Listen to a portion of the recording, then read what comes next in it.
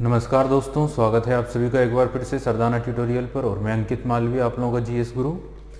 देखिए, अभी जो हमारा टॉपिक चल रहा है वो चल रहा है lecture number 4, victory of British in India, Bharat में अंग्रेजों की विजय। ठीक है, इंडिया पर किस तरह से विक्ट्री हासिल की है अंग्रेजों ने, उस मुद्दे पर हम डिस्कस कर रहे हैं।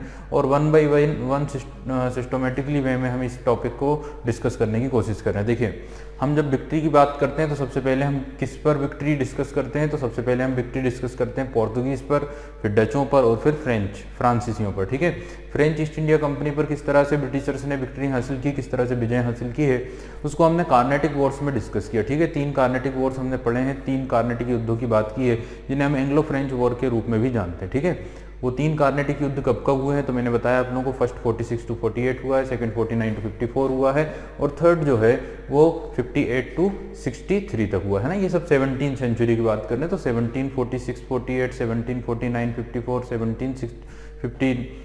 58 to 63। ठीक है, चलिए फिर अगली जो मोस्ट इम्पोर्टेंट नेक्स्ट जो टॉपिक हुआ इसके बाद, फ्रेंच विक्ट्री के बाद इंडिया की फर्स्ट इंडिया पर किसी अगर टेरिटरी पर सबसे पहले अगर विक्ट्री हासिल की है ईस्ट इंडिया कंपनी, तो वो कहाँ पर की है, वो की है बंगाल पर।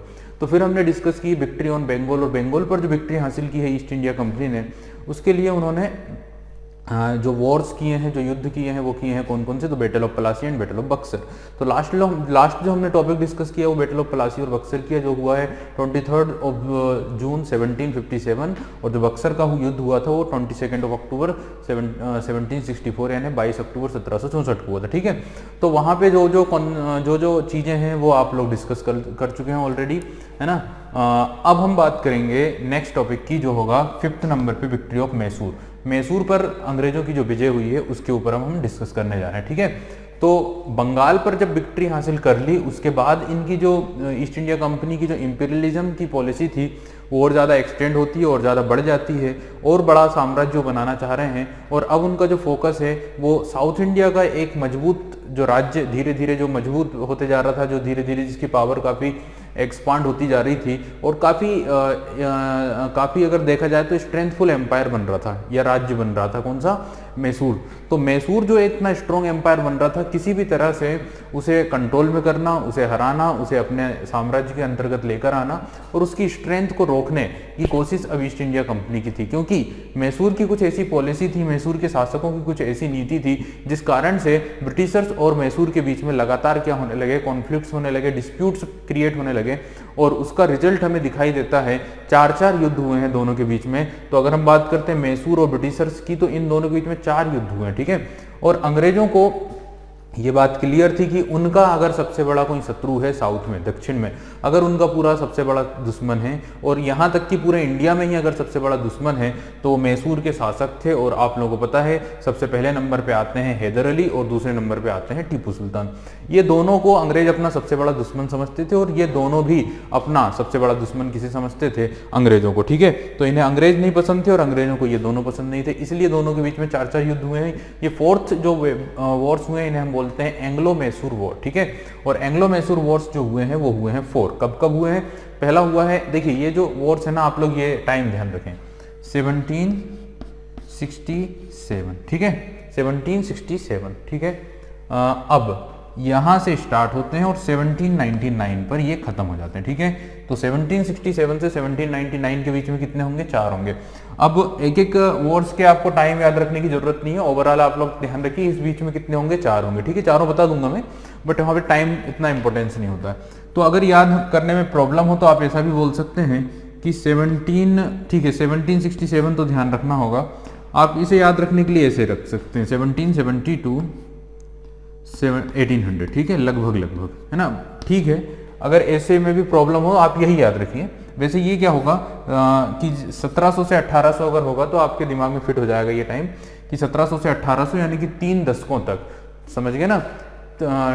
3 जो हुए हैं डेकेड्स, उनमें 4 युद्ध हुए हैं दोनों के बीच में, दोनों पावर्स के बीच में। इन 30 ईयर्स में 4 युद्ध हुए। ठीक है, चलिए तो सही टाइम जो है वो ये है, इस बीच में 4 हुए हैं। कौन कौन से? पहला हुआ है 1767 to 1769। ठीक है, 1767 से 1769 इस बीच में हुआ फर्स्ट। सेकंड की अगर बात की जाए ना, तो सेकंड जो हुआ है वो 1780 to 1784 हुआ है।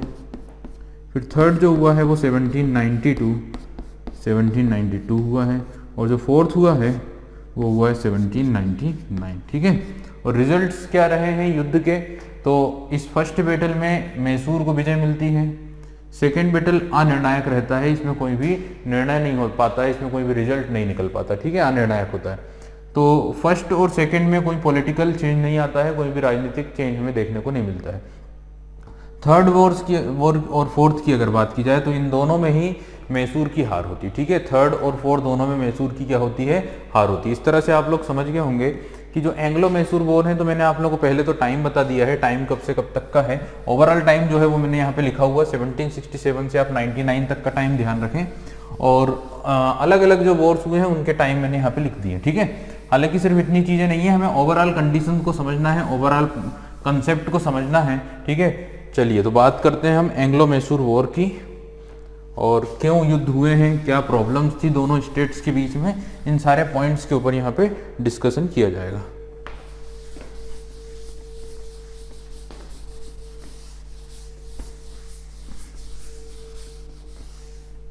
देखिए किस प्रकार से अंग्रेजों ने मैसूर पर कब्जा किया है, ठीक है, इस मुद्दे पर हम गौर करेंगे। इस युद्ध में क्या क्या कौन कौन लोग हैं, कौन कौन लोग शामिल हैं, ठीक है, कौन कौन से स्टेट से शामिल हैं, कौन कौन से राज्य शामिल हैं, उस मुद्दे पर हम बात करेंगे। उस समय की इंटरनेशनल कंडीशन काफ़ी ज़्यादा इम्पोर्टेंट थी, उस समय की अंतर्राष्ट्रीय जो स्थिति थी उसका भी काफ़ी इन्फ्लुएंस हमें यहाँ पे दिखाई देता है। क्योंकि आप अगर उस दौर की बात करें तो 1765 से लेकर 1781 या 82 तक अमेरिका में रिवॉल्यूशन हुआ था, जिसे हम अमेरिकन रिवॉल्यूशन बोलते हैं, द ग्रेट अमेरिकन रिवॉल्यूशन, ठीक है। हालांकि ये शुरू काफ़ी पहले हो गया था 65 में, बट इसका जो सबसे ज़्यादा इन्फ्लुएंस हमें दिखाई देता है वो 73-75 वाले दौर में दिखता है। अमेरिकन रिवॉल्यूशन को कहा ही जाता है 1773 के लगभग, ठीक है। तो ये वहाँ पे रिवॉल्यूशन हो रहा था, और ये जो दौर था ना, इस समय ब्रिटिशर्स की काफ़ी प्रॉब्लम्स क्रिएट हो रही थी, अंग्रेजों के लिए काफ़ी नुकसान का समय चल रहा था ये, ठीक है। तो ये इंटरनेशनल कंडीशन के ऊपर भी गौर करना है, ज्योग्राफिकल कंडीशन समझना होगी उस समय की, पूरे साउथ इंडिया के जो अलग अलग राज्य थे। जैसे कि उस समय आपको समझना है मद्रास, जहाँ पे अंग्रेजों का पूरा कंट्रोल है, अंग्रेजों ने उसे स्टेब्लिश किया था, ठीक है। दूसरी अगर बात की जाए तो निजाम वाला जो हैदराबाद का स्टेट है वो समझना है। एक नॉर्दर्न सरकार वाला जो कोस्टल रीजन आता है ईस्ट वाले क्षेत्र में, उत्तरी सरकार, उत्तरी सरकार तट, जो अंग्रेजों को दे दिया गया था निजाम के द्वारा, उसे समझना है। फिर साउथ में जो मैसूर स्टेट है उसको समझना, और मैसूर के भी साउथ में केरल में आता है त्रावणकोर स्टेट, उसे भी समझना है, ठीक है। तो ये सारी ज्योग्राफिकल कंडीशन आपके माइंड में फिट होना चाहिए, आपके दिमाग में ये लोकेशन बनना चाहिए कि मद्रास, मैसूर और निजाम का हैदराबाद, मराठा कॉन्फेडरेसी या मराठा जो स्टेट था वो, और फिर त्रावणकोर जो साउथ में केरल में था उसको, ठीक है। इन सारी जगहों की लोकेशन आपके माइंड में सेट होना चाहिए।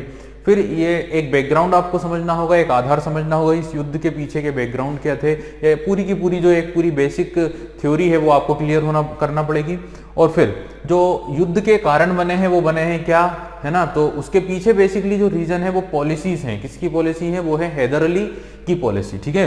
तो हैदर अली की जो पॉलिसी है उनको हमें सबसे पहले समझना होगा, जिसके कारण हमें एंग्लो मैसूर वॉर्स देखने को मिलते हैं, ठीक है। तो इस तरह से हम इन चीज़ों को सीक्वेंस में डिस्कस करेंगे, और फिर हम बात करेंगे कि इन युद्ध के पीछे क्या क्या रीजन रहते हैं, क्या क्या कॉजेस रहते हैं, क्या कारण होते हैं, जिसके कारण 4 एंग्लो मैसूर वॉर हिस्ट्री में हमें देखने को मिलते हैं, ठीक है। तो सबसे पहले अगर बात की जाए ना, सबसे पहले अगर मुद्दा आता है हमारा इस पूरे टॉपिक, देखिए थोड़ा सा वास्ट टॉपिक होगा, थोड़ा सा लंबा टॉपिक होगा, यहाँ से क्वेश्चंस बन जाते हैं, लेकिन कंसेप्ट हमें समझना है। क्वेश्चन आपको फैक्चुअली पूछ लेगा, ठीक है, फैक्चुअली क्वेश्चन पूछ लेगा, लेकिन हमें पूरी हिस्ट्री को यहाँ पे डिस्कस करना है। हम यहाँ पे राइस ऑफ मैसूर भी पढ़ेंगे, क्योंकि हमने मैसूर डिस्कस नहीं किया था जिस समय हम 18th सेंचुरी की पॉलिटिकल कंडीशन को डिस्कस कर रहे थे, क्योंकि मैसूर जो था ना, मैसूर जो स्टेट था वो विजयनगर साम्राज्य के अंतर्गत आता था, ठीक है।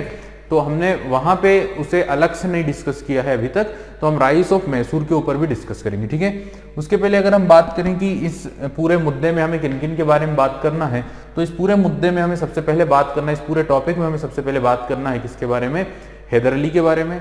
सेकंड उसके पुत्र टीपू सुल्तान के बारे में, फिर जो निजाम है हैदराबाद के उनके बारे में, ठीक है। हैदराबाद के निजाम कौन थे, तो देखिए आप लोगों ने पढ़ा है कि हैदराबाद हमने पढ़ा हुआ है पूरी तरह से। तो हैदराबाद में आप लोगों को पता है हैदराबाद का जो स्वतंत्र शासक रहा वो निजाम उल मुल्क असफ जहाँ रहा। 1724 में उसने इंडिपेंडेंट हैदराबाद प्रांत बना लिया था और उसकी मृत्यु हुई थी 1748 में। उसके बाद उसका जो सबसे बड़ा पुत्र था नासिर जंग वो निजाम बना था, लेकिन नासिर और मुजफ्फर में जब युद्ध हुआ तो मुजफ्फर जंग अगला निजाम बन गया और नासिर जंग की मृत्यु हो गई। मुजफ्फर जंग की एक्सीडेंटली कुछ ही समय में डेथ हो जाती है और सलाबत जंग अगला निजाम बन जाता है, ठीक है। तो सलाबत जंग तक की हमने हिस्ट्री पढ़ी है और उसके बाद भी कई सारे निजाम बनते हैं और अंतिम जो निजाम बनता है वो उस्मान अली खान बनता है, ठीक है। 1948 में उस्मान अली खान जो है विलय पत्र पर साइन कर देता है और हैदराबाद इंडिया में शामिल हो जाता है, ठीक है। हालांकि एक आर्मी ऑपरेशन भी किया जाता है हैदराबाद को इंडिया में शामिल कराने के पीछे, जिसका नाम होता है ऑपरेशन पोलो, ठीक है। तो इस बीच में जो भी निजाम्स रहे हैं उन सब के बारे में या उन इस पर्टिकुलर टाइम जोन पर जो निजाम है उनके बारे में यहाँ पे डिस्कशन हम करेंगे, ठीक है। फिर मराठों के बारे में यहाँ पे हमें डिस्कस करना है। देखिए मराठा राज्य भी हमने डिस्कस किया था, मराठा साम्राज्य हमने डिस्कस किया था जिसे छत्रपति शिवाजी महाराज के द्वारा फाउंड किया गया था, स्थापना की गई थी। और छत्रपति महाराज वाला एक पूरा टॉपिक हमने डिस्कस किया है और उनके बाद उनके जो सक्सेसर्स आते हैं जैसे कि राजा राम, फिर शंभू राजा और उसके बाद फिर राजा राम, और फिर जो है राजा राम के बाद जो अगले साहू आते हैं, छत्रपति जो आते हैं वो साहू महाराज आते हैं, ठीक है। और फिर जो पेशवाओं के अधीन मराठों का जो डेवलपमेंट होता है तो फिर यहाँ पे पेशवाओं की बात कर लेते हैं, ठीक है। यहाँ पे पेशवाओं का वर्चस्व हमें दिखाई देता है और मराठों के द्वारा लगातार कंटिन्यूअसली साउथ इंडिया में ये जितने भी रूलर्स हैं इनके ऊपर लगातार इन्वेजन्स होते हैं, तो ये मराठों से काफी आतंकित रहते हैं, ठीक है। अगर हम बात करें हैदराबाद की या हम बात करें मैसूर की, ठीक है। हाँ, हैदर अली के ऊपर भी जो पेशवा रहे हैं, जैसे हमने पेशवा डिस्कस किया माधवराव प्रथम हमने पढ़े हैं। माधवराव का जो टेनर रहा वो 1761 से 1772 1772 तक रहता है। तो माधवराव प्रथम जब पेशवा बनते हैं अपने पिता की मृत्यु के बाद, उनके पिता कौन थे, तो उनके पिता थे बालाजी विश्वनाथ। बालाजी विश्वनाथ की जब मृत्यु हो जाती है 1761 में after the third battle of Panipat, then Madhavrao प्रथम जो है वो पेशवा बन जाते हैं, ठीक है। और माधवराव पेशवा 4 बार युद्ध में पराजित करते हैं किसे, हैदर अली को, ठीक है। तो ये चीज ध्यान रखिएगा कि मराठाओं का लगातार यहाँ पे आतंक रहता है और मराठों के साथ इनके कंटिन्यूसली इनके बीच में जो है डिस्प्यूट क्रिएट रहते हैं। तो मराठे भी यहाँ पे इनकी हिस्ट्री में शामिल है। फिर हम बात करेंगे फ्रेंच की, तो फ्रेंच के साथ बात की जाए तो इनके काफी अच्छे रिलेशनशिप रहते हैं, ठीक है।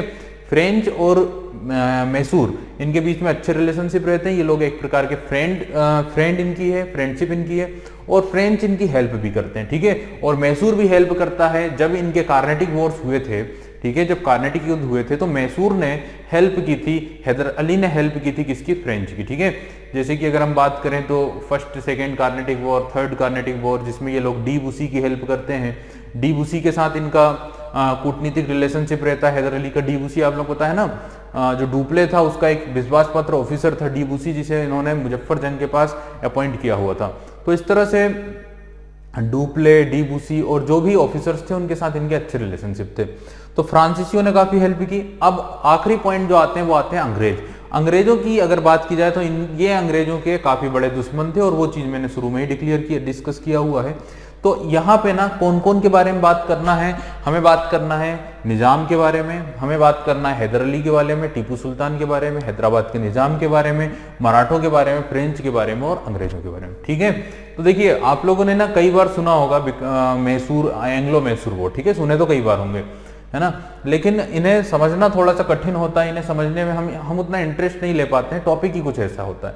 तो हम सिर्फ फैक्ट ध्यान रखते हैं और कई बार हमें वो फैक्ट भी याद नहीं रह पाते। तो हम कुछ इस तरह से समझने की कोशिश करेंगे, एक स्टोरी वाइज समझने की कोशिश करेंगे और इस टॉपिक को थोड़ा सा सरल बनाने की कोशिश करेंगे, ठीक है। चलिए, तो मैंने आप लोगों को बताया है कि किन किन लोगों की यहाँ पे बात की जाएगी, ठीक है। अब हम बात करते हैं इस समय की इंटरनेशनल कंडीशन की, इस समय की अंतर्राष्ट्रीय स्थिति की। तो इंटरनेशनल कंडीशन की हम बात कर लेते हैं।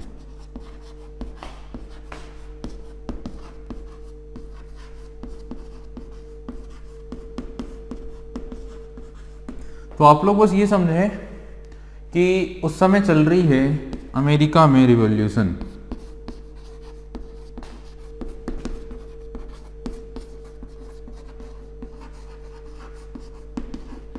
और अमेरिकन रिवॉल्यूशन में आप लोग ये समझें कि अमेरिका वाली जो नॉर्दर्न अमेरिकन कॉन्टिनेंट है उसमें दो बड़ी बड़ी कंट्रीज हैं, एक कनाडा और दूसरी अमेरिका।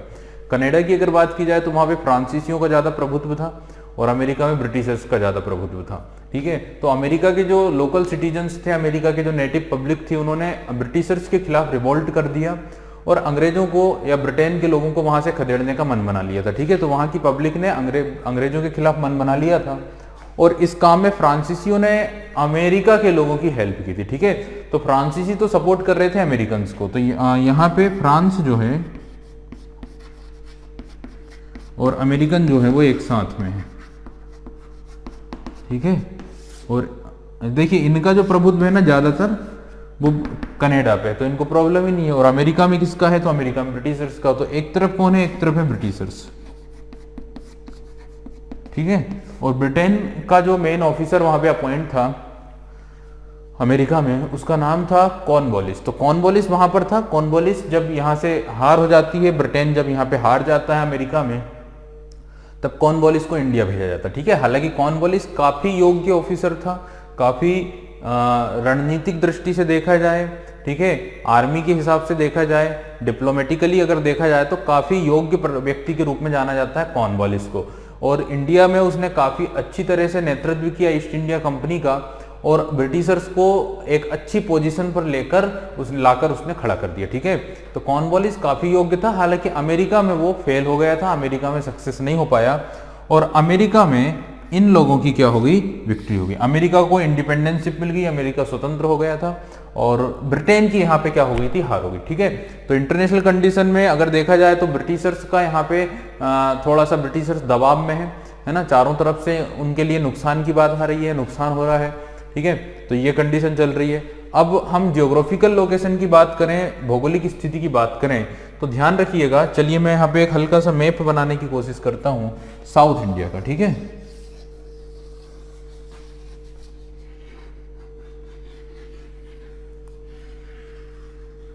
तो इस तरह से अगर हम देखें इंडिया के इस नक्शे को, साउथ इंडिया के इस नक्शे को, हल्का सा आप लोग देख पा रहे होंगे, तो यहाँ पे ना किन किन स्टेट्स की हमें बात करना है। सबसे पहले केरल में यहाँ पर त्रावणकोर स्टेट आता है। केरल में यहाँ पे कौन सा स्टेट आता है, त्रावणकोर। ठीक है, यहाँ पे बात की जाए तमिलनाडु में आज के समय, उस समय यहाँ पे आता था मद्रास। तो ये दो छोटी छोटी टेरिटरी मैंने आप लोगों को बताई। यहाँ पे क्या है, यहाँ पे है आपका त्रावणकोर। ठीक है, यहाँ पर आपका है मद्रास। मद्रास पर पूरी तरह से किसका नियंत्रण है, मद्रास पर पूरी तरह से ब्रिटिशर्स का या ईस्ट इंडिया कंपनी का कंट्रोल है। त्रावणकोर की अगर बात की जाए तो यहाँ पे मार्तंड वर्मा या फिर जो इंडियन रूलर्स थे वो रूल करते थे, लेकिन अंग्रेजों के वो सहायक थे, वो अंग्रेजों के साथ क्या थे, उनके अच्छे टर्म्स थे। तो यहाँ पर भी देखा जाए तो अंग्रेजों का यहाँ पे इन्फ्लुएंस था। अब बाकी हम बात करते हैं तो यहाँ पर ना यहाँ पे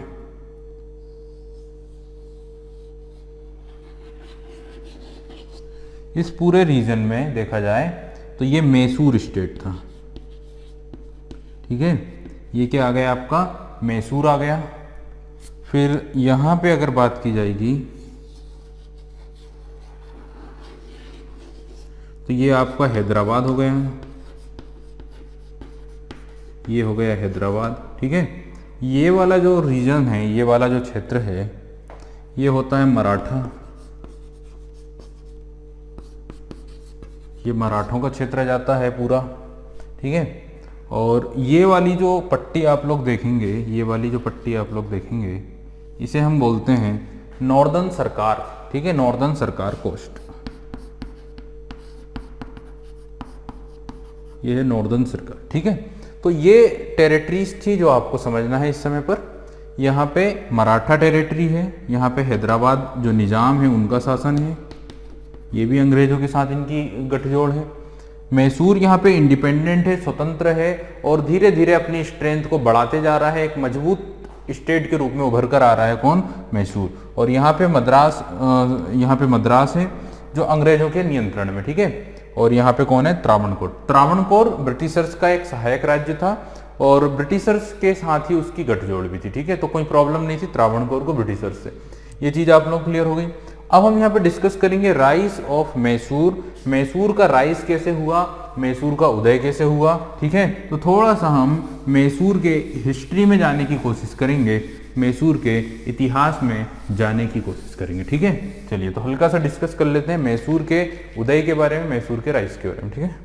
चलिएगा, तो सबसे पहले हम बात करेंगे राइज ऑफ मैसूर, ठीक है। मैसूर का उदय कैसे हुआ है, मैसूर के उदय के बारे में सबसे पहले हम डिस्कशन करेंगे, ठीक है। क्योंकि हमें अगर डिस्कस करना है विक्ट्री ऑफ मैसूर या फिर अगर हमें बात करना है एंग्लो मैसूर वॉर के बारे में, तो सबसे पहले हमें बात करनी होगी मैसूर स्टेट के बारे में, ठीक है। तो विक्ट्री, अच्छा विक्ट्री यहाँ पे ऑफ नहीं होगा, विक्ट्री ऑन मैसूर होगा, ठीक है। मैसूर पर विजय, ना कि मैसूर की विजय।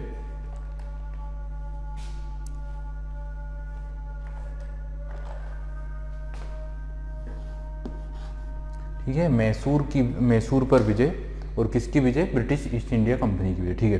तो यहाँ पे राइज ऑफ मैसूर की जब हम बात करते हैं, मैसूर के उदय की जब हम बात करते हैं, तो आप लोग ये समझें कि जब आप मध्यकालीन इतिहास डिस्कस कर रहे थे, जब हम मीडिएवल इंडियन हिस्ट्री डिस्कस कर रहे थे, ठीक है। और medieval Indian history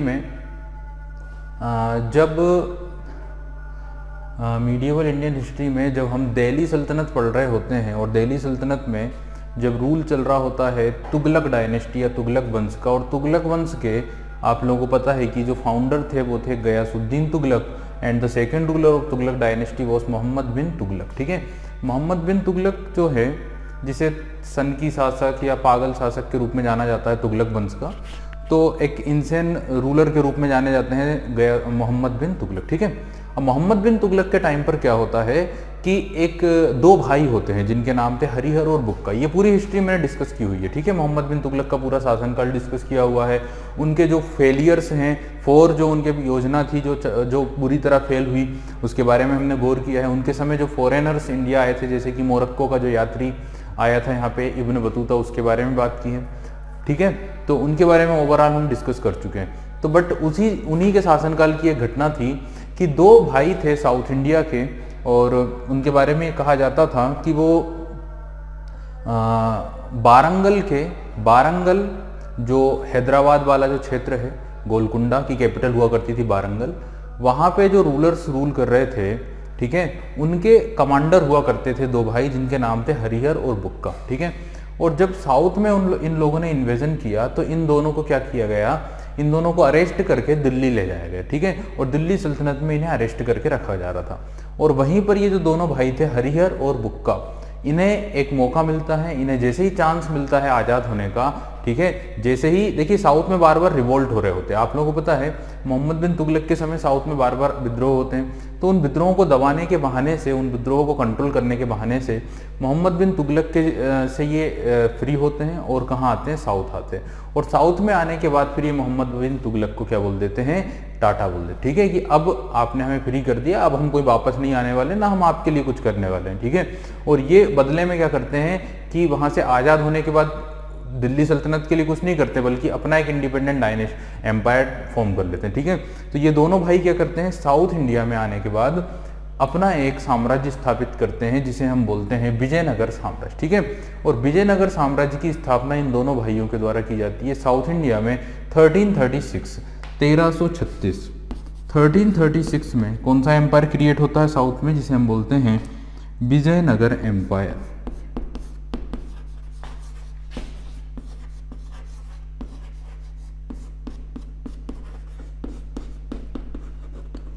Vijayanagar empire that was founded by Harihara and Bukka, two brothers, in 1336 में, ठीक है। अब ये जो विजयनगर साम्राज्य है काफ़ी लंबे समय तक चलेगा, 17वीं सेंचुरी तक इसका जो है प्रभाव चलेगा, लेकिन इसका जो सबसे गोल्डन पीरियड रहता है वो सिर्फ 1665 तक रहता है, 1565, और भी थोड़ा पहले 1529 तक अच्छा खासा टाइम इनका चल रहा होता है। फिर धीरे धीरे ये पतन की ओर बढ़ता है, ठीक है। धीरे धीरे इसका जो पावर है वो क्या होती है, कमज़ोर होती जाती है, ठीक है। और जब पावर इसकी कमज़ोर होती जाती है तो इनके अधिकार में, इनके कंट्रोल में जो जो क्षेत्र होते हैं, जो जो राज्य इनके नियंत्रण में होते हैं, वो धीरे धीरे क्या होने लग जाते हैं, स्वतंत्र होने लग जाते हैं, धीरे धीरे इंडिपेंडेंट होने लग जाते हैं। ठीक है, ऐसा इतिहास में पहली बार नहीं हो रहा है, हिस्ट्री में it was not first time happen, है ना।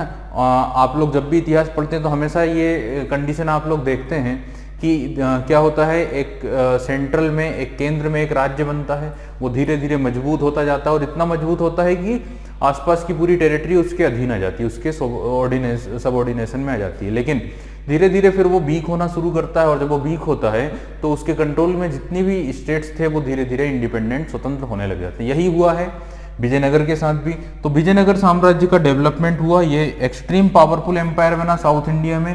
और साउथ इंडिया का अगर बात की जाए तो अंतिम हिंदू साम्राज्य भी हम विजयनगर साम्राज्य को ही बोल सकते हैं कि ये हिंदू रूल यहाँ पे चल रहा था। और जिस समय पूरे इंडिया में मुस्लिम रूल चल रहा था उसी समय साउथ में, ठीक है, साउथ में कौन सा था, हिंदू रूल था। और साथ ही अगर नॉर्थ वेस्ट की बात करें, उत्तर पश्चिम की बात करें, राजस्थान की बात करें, तो राजस्थान में भी एक मजबूत हिंदू शासन चल रहा था। किसका, सिसोदिया वंश का। कहाँ पर, राजस्थान के मेवाड़ में। तो ये दो हिंदू रूल थे जो कंटिन्यूसली टक्कर दे रहे थे किसे, मुस्लिम रूलर्स को। ठीक है, तो ये साउथ में आपका विजयनगर और नॉर्थ वेस्ट राजस्थान में मेवाड़ में कौन सा, आपके सिसोदिया वंश, जहाँ पे राणा सांगा वगैरह रूल कर रहे थे। ठीक है, अभी क्या हुआ था है कि यहाँ पे ना इस वंश के 4 डायनेस्टीज होते हैं, इस साम्राज्य में 4 वंश रूल कर रहे होते हैं। सबसे पहले आता है संगम वंश, फिर आता है आपका सुलुभ वंश, फिर आता है तुलुभ वंश और फिर आता है अराविडु वंश। ठीक है, संगम वंश, सुलुभ वंश, तुलुभ वंश और अराविडु वंश। तुलुभ वंश के समय की एक घटना होती है, तुलुभ वंश के समय की एक इवेंट होता है जिसमें एक युद्ध लड़ा जाता है और उस युद्ध के बाद इस साम्राज्य का पतन शुरू हो जाता है। ठीक है, एक काफी भीषण युद्ध होता है। और उसके पहले आप लोग ये समझें कि मैंने बोला कि इनका एक बहुत बड़ी टेरिटरी थी, विजयनगर साम्राज्य बहुत बड़े। ये जो मैंने मैप बनाया ना, इस पूरे एरिया में कौन सा साम्राज्य रूल कर रहा था उस समय पर, विजयनगर साम्राज्य। तो ये मैक्सिमम टेरिटरी पर किसका कंट्रोल हुआ करता था, विजयनगर साम्राज्य पर, साउथ इंडिया में। एक्सट्रीम साउथ से लेकर ये पूरा जो रीजन था यहाँ पे विजयनगर एम्पायर रूल कर रहा था। ठीक है, इसके ये वाला जो रीजन था ना, थोड़ा नॉर्थ में जब हम चलते हैं विजयनगर के थोड़ा नॉर्थ में, तो यहाँ पर बहमनी साम्राज्य रूल किया कर रहा था। इनके कंटेम्प्रेरी कौन सा था, बहमनी साम्राज्य था। ठीक है, लेकिन बहमनी साम्राज्य का क्या होता है, धीरे धीरे 1518 या जैसे ही 16th सेंचुरी स्टार्ट होती है, ठीक है, 16th सेंचुरी जैसे ही स्टार्ट होगी वैसे ही बहमनी एम्पायर क्या होने लग जाएगा, डिसइंटीग्रेशन शुरू हो जाएगा। विजयनगर के पहले ही बहमनी का डिसइंटीग्रेशन शुरू हो जाता है और बहमनी एम्पायर डिवाइड हो जाता है 5 डेक्कन सल्तनत्स में। ठीक है, तो बहमनी डिवाइड हो जाता है 5 डेक्कन सल्तनत में और उनके नाम हो जाते हैं कौन कौन से, उनके नाम होते हैं बीदर, बरार, गोलकुंडा, बीजापुर और अहमदनगर। तो बीदर, बरार, अहमदनगर, गोलकुंडा और बीजापुर में डिवाइड हो जाता है बहमनी और यहाँ पे साउथ में रहता है आपका विजयनगर। ठीक है, अब विजयनगर साम्राज्य का ही एक एरिया था, का ही एक क्षेत्र था, का ही एक राज्य था, कौन सा, मैसूर। ठीक है, मैसूर जो था उस पर विजयनगर का ही नियंत्रण था और मैसूर राजवंश या मैसूर में जो वंश थे जो विजयनगर के अंतर्गत डेवलप हुए थे वो हुए थे 1399। 1399 में मैसूर में एक राजवंश बना था, मैसूर राजवंश की स्थापना हुई थी और यहां पर जो राजवंश था वो था बोडियार। तो मैसूर में बोडियार राजवंश का डेवलपमेंट हुआ था during the Vijayanagar empire, during the rule of Vijayanagar empire या during the period of Vijayanagar empire. The Wodeyar dynasty was develop in Mysore. Mysore में बोडियार वंश की उत्पत्ति होती है, बोडियार वंश यहाँ पे शासन करना शुरू करता है, लेकिन Wodeyar is not an independent rulers, ठीक है, और डायनेस्टी। तो बोडियार कोई स्वतंत्र वंश या स्वतंत्र रूलर्स नहीं थे, they are actually under control by the ruler of Vijayanagar empire. तो ये जो थे ना, ये सबऑर्डिनेशन में थे, ये नियंत्रण में थे किसके, विजयनगर साम्राज्य के। ठीक है, तो ये चीज क्लियर हो गई आप लोगों की। 1399 में बोडियार वंश का उत्पन्न हुआ था, उदय हुआ था कहाँ पे, मैसूर वाले क्षेत्र में, और ये विजयनगर के ही क्या थे, अधीनस्थ थे, उन्हीं के कंट्रोल में थे। ठीक है, कोई इशू नहीं। अब ऐसी क्या स्थिति होती है, ऐसी क्या घटना घटती है, ऐसे क्या इवेंट्स होते हैं जिसके कारण मैसूर अलग थलग हो जाता है या हम बोले कि मैसूर इंडिपेंडेंट हो जाता है। ऐसे क्या इवेंट होते हैं कि मैसूर इंडिपेंडेंट हो जाता है। तो अभी मैंने बताया आप लोगों को कि एक भीषण युद्ध होता है, ठीक है, एक भीषण युद्ध होता है, एक भीषण युद्ध होता है और उसके बाद विजयनगर एम्पायर का जो कंट्रोल है वो कमजोर होने लग जाता है, ठीक है। सेंट्रल पावर कमजोर होगी अगर, तो उसके कंट्रोल में जो जो राज्य होंगे वो धीरे धीरे क्या होने लग जाएंगे, वो धीरे धीरे इंडिपेंडेंट होने लग जाएंगे, स्वतंत्र होने लग जाएंगे और अपनी इंडिपेंडेंशिप की डिमांड करने लग जाएंगे। ऐसा ही हुआ है किसके साथ, मैसूर के साथ, जो किसका हिस्सा था, विजयनगर का हिस्सा था। अब ये कौन सा युद्ध है जिसकी हम बात कर रहे हैं, तो आप सभी को मैंने काफी अच्छे से पढ़ाया हुआ था उस टॉपिक में, है ना। तो आप लोग वहां पे एक बार फिर मैं रिवाइज करा देता हूं आप लोगों को। 23 जनवरी 1565, 1565, 23 जनवरी 1565 में भारत के इतिहास का एक भीषण युद्ध लड़ा जाता है। That battle is known as battle of Talikota.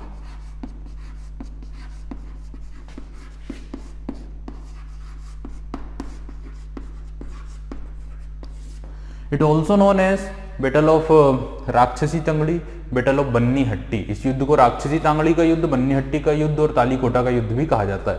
तो इन 1565 1565 में लड़ा जाता है battle of Talikota between the Vijayanagar empire and the group of Deccan सल्तनत। साथ ही दक्कन सल्तनत जो बहमनी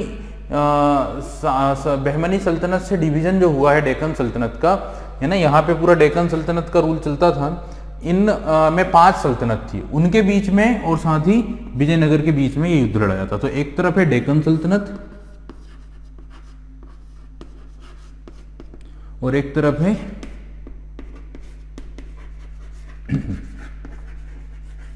विजयनगर, ठीक है। तो विजयनगर और डेक्कन सल्तनत में आप लोगों को ध्यान रखना होता है 5 नाम, जिनके नाम मैंने अभी आप लोगों को बताए हैं। बीदर, बरार, गोलकुंडा, अहमदनगर और बीजापुर। बीदर, बरार, बीजापुर, गोलकुंडा, अहमदनगर, ठीक है। तो इस तरह से 5 डेक्कन सल्तनत थी, उनके बीच उनकी एक कंबाइंड फोर्स थी और अपोजिशन में थे विजयनगर। अब विजयनगर में कौन सी डायनेस्टी रूल कर रही थी उस समय, तो विजयनगर में उस समय जो डायनेस्टी रूल कर रही थी वो थी तुलुप डायनेस्टी, ठीक है, तुलुप वंश। तुलुप वंश के सबसे महान शासक आप लोगों को पता है कृष्णदेव राय। 1509 से 1529 तक रूल करते हैं, ठीक है। विजयनगर के पूरे विजयनगर के इतिहास के सबसे महान शासक कहलाते हैं कृष्णदेव राय, ठीक है। उनके बारे में हमने डिस्कस किया, डीप में हमने उनके बारे में पढ़ा है, ठीक है। विजयनगर के उनके बाद कमजोर होना शुरू होता है विजयनगर साम्राज्य और फिर एक रूलर रूल कर रहे होते हैं सदाशिव राय। कौन रूल कर रहे होते हैं? सदाशिव राय। सदाशिव राय के समय पर शासन की जो पूरी बागडोर होती है, जो नियंत्रण होता है, वो उनके एक इंपॉर्टेंट आर्म्ड जनरल के हाथ में होता है जिनका नाम था आलिया राम राय, ठीक है। किसके हाथ में था? आलिया राम राय। और आलिया राम राय की कोशिश ये थी कि विजयनगर साम्राज्य को सबसे शक्तिशाली साम्राज्य बनाया जाए। इसके लिए वो कई तरह की डिप्लोमेसी या कूटनीतिक चालों का वो को अपनाता है और डेक्कन सल्तनत को आपस में झड़वाने की कोशिश करता है, एक दूसरे के खिलाफ एक दूसरे को भड़काने की कोशिश करता है। इनिशियली उसकी पॉलिसी सक्सेसफुल होती है, लेकिन बाद में बीजापुर या बीदर के जो आर्म्ड जनरल हैं उनकी डिप्लोमेसी या उनके इंटेलेक्चुअलिटी के कारण वो फेल हो जाता है। एंड फाइनली दोनों के बीच में एक युद्ध छिड़ जाता है और वो जो युद्ध है वही युद्ध है बैटल ऑफ तालीकोटा। अब इस युद्ध में क्या होता है कि जो आलिया राम राय थे ये लीडरशिप कर रहे हैं तुलुप वंश को, तुलुप डायनेस्टी को या विजयनगर को, और इनकी सेना में 2 मुस्लिम आर्मी कमांडर भी थे, ठीक है। इनकी सेना में 2 मुस्लिम आर्मी कमांडर थे जो किसी समय पर काम कर रहे होते थे, किसके लिए? डेक्कन सल्तनत के लिए। तो 2 मुस्लिम आर्मी कमांडर को इन्होंने अपने यहाँ पे क्या किया था? रिक्रूट किया हुआ था।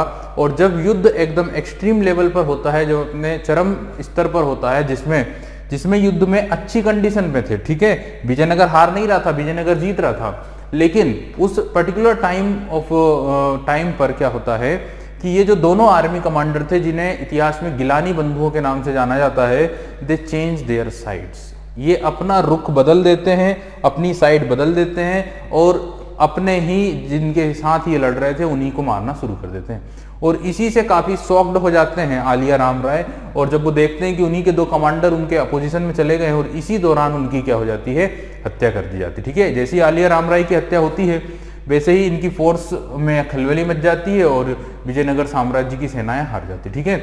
और जैसे ही विजयनगर साम्राज्य की सेनाएं हारना शुरू करती है, वैसे ही इनकी जो कैपिटल थी हम्पी, उस पर उसे पूरी तरह तहस नहस कर दिया जाता है और एक खंडर के रूप में हम्पी के अवशेष आज भी हम देख पाते हैं। ठीक है, तो ये युद्ध था, that battle was fought on 23 जनवरी 1565। इसके बाद क्या होता है कि विजयनगर का पतन शुरू होता है और इसी में से एक जो राज्य था जो मैंने बताया मैसूर, जहां पे रूल कर रहा था कौन, जहां पे रूल कर रहा था बोडियार वंश। बोडियार वंश के रूलर रूल कर रहे थे। अभी क्या होता है कि बोडियार वंश इंडिपेंडेंट होने लग जाता है, स्वतंत्र होने लग जाता है और एक स्वतंत्र राज्य के रूप में ये यहाँ पे रूल करता है। कहाँ पे? मैसूर में। मैसूर में जब ये बोडियार वंश का शासन चल रहा होता है तो इस वंश के जो अंतिम स्वतंत्र शासक होते हैं बोडियार डायनेस्टी के, जो, क्योंकि देखिए आपको बेसिकली फोकस करना है कहाँ पे? मॉडर्न इंडियन हिस्ट्री में, आधुनिक इतिहास में। और आधुनिक इतिहास में यहाँ पे हम हैदर अली और टीपू सुल्तान पर ज्यादा फोकस करेंगे। तो हैदर अली कब आता है, टीपू सुल्तान कब आता है, वहां तक पहुंचने के लिए थोड़ा सा बेसिक आपको समझना था। तो पूरा बेस मैंने आप लोगों को बताया कि किसी जमाने में इस साउथ इंडिया में विजयनगर साम्राज्य हुआ करता था, उसी के कंटेम्प्रेरी बहमनी था। लेकिन बहमनी क्या होता है? 16वीं सेंचुरी के इनिशियल या स्टार्टिंग में क्या होता है, डिसइंटीग्रेट हो जाता है 5 किंगडम्स में, 5 डेक्कन सल्तनत्स में। और साउथ में होता है आपका कौन सा? विजयनगर और डेक्कन सल्तनत के बीच में एक युद्ध होता है और उससे विजयनगर कमजोर हो जाता है और उसी का जो एक भाग था, उसी का जो एक राज्य था मैसूर, वो इंडिपेंडेंट हो जाता है। कौन वहां पे रूल कर रहा होता है? वहां पे बोडियार वंश रूल कर रहा होता है। बोडियार वंश का लास्ट इंडिपेंडेंट रूलर जो है उसका नाम है चिक्का कृष्ण राज। क्या नाम है? चिक्का कृष्ण राज या कृष्ण राज चिक्का। ठीक है, तो Krishna Raja Chikka who was the last independent ruler of Wodeyar dynasty. और इसी के समय पर, चूंकि ये जो चिक्का कृष्ण राज था ये काफी वीक रूलर था, ठीक है, काफी कमजोर शासक था। और during the ruling time of Chikka Krishna Raj the administrative power was given was controlled by 2 powerful ministers. तो इसके समय पर जो प्रशासन की या शासन की सारी जो एक्टिविटी थी वो 2 शक्तिशाली मंत्रियों के द्वारा गवर्न की जाती थी। ठीक है, तो 2 पावरफुल मिनिस्टर्स थे वो जो सारी शासन की बागडोर अपने हाथ में संभाले हुए थे। इनका नाम था, एक का नाम था नंदराज और एक का नाम था देवराज। तो यहाँ पे ना मैसूर पूरी तरह से किसके जरिए लीड हो रहा था? नंदराज और देवराज। नंदराज की अगर बात की जाए तो he was the finance minister and Devraj was the commander in chief, यानी सेनापति था। तो देवराज कमांडर इन चीफ था, नंदराज फाइनेंस मिनिस्टर था। ठीक है, तो यहां तक की कहानी क्लियर हो गई होगी आप लोगों को कि किस तरह से 1565 के बाद जो मैसूर है वो इंडिपेंडेंट हुआ था। और यहाँ पे चिक्का कृष्णराज अंतिम स्वतंत्र शासक था। देखिए अंतिम इसलिए बोल रहे हैं क्योंकि फिर यहाँ पे हैदर अली का इन्फ्लुएंस देखने को मिलता है। और फिर जब हैदर अली या मैसूर को जब पराजित कर दिया था ब्रिटिशर्स के द्वारा, देन फिर ब्रिटिशर्स क्या करते हैं 1799 में जब हार हो जाती है मैसूर की, तो वहां पर अपना प्रभुत्व जमा लेते हैं और वहां पर सहायक संधि के द्वारा उसी बोडियार वंश के शासक को अपॉइंट कर दिया जाता। ठीक है, बोडियार वंश के ही व्यक्ति को क्या किया जाता है? नियुक्त किया जाता है, ना कि हैदर अली, टीपू सुल्तान या इनकी फैमिली के किसी व्यक्ति को रूलर नहीं बनाया जाता। किसको बनाया जाता है? जो पहले से चला आ रहा था बडियार वंश, उस बडियार वंश के ही व्यक्ति को यहाँ पे अपॉइंट किया जाता है ब्रिटिशर्स या ईस्ट इंडिया कंपनी के जरिए। ठीक है, तो मैंने आप लोगों को बताया। अब हम बात करेंगे हैदर अली के बारे में। यहां तक कि मैंने आप लोगों को इन्फॉर्मेशन दी कि देवराज और नंदराज ये 2 इंपॉर्टेंट मिनिस्टर्स थे और इन्हीं के जमाने में, इन्हीं के टाइम पीरियड में किसका राइज होता है, किसका उदय होता है या किसका इन्फ्लुएंस देखने को मिलता है मैसूर पर, तो वो हो जाता है कौन? हैदर अली। तो यहां से हम बात करेंगे अब हैदर अली के बारे में। ठीक है।